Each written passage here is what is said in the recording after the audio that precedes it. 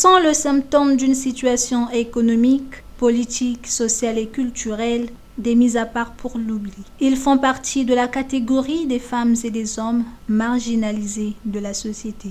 Eux, c'est sans extraction légère victimes du phénomène et concept que nous appelons l'analphabétisation.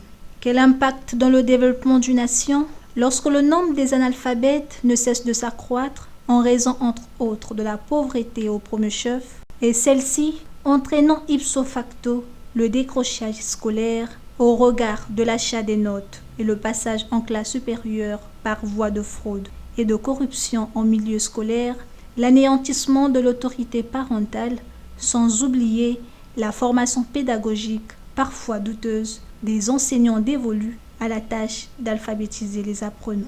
Un tableau d'ailleurs peu reluisant pour réaliser les performances attendues. Ils viennent en majeure partie des milieux défavorisés, marqués bien entendu par la pauvreté et les privations de toutes sortes, y compris les ruptures familiales.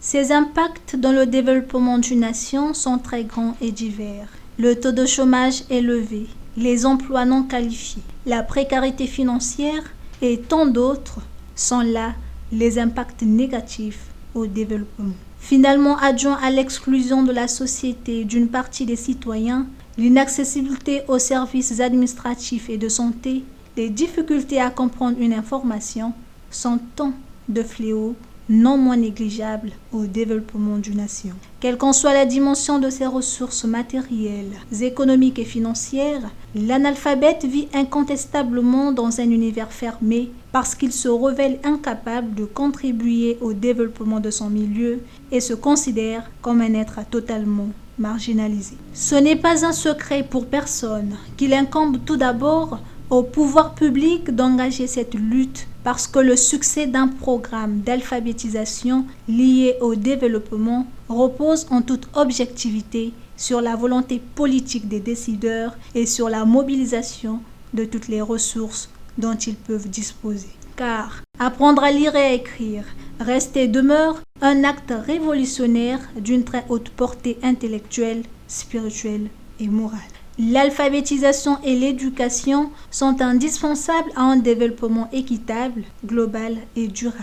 Bref, en fin de compte, lorsque les solutions à ce phénomène ne sont pas trouvées, la nation seule paye une facture chère de son refus. Dans la lutte contre l'analphabétisme et l'illettrisme, le pays a multiplié les initiatives.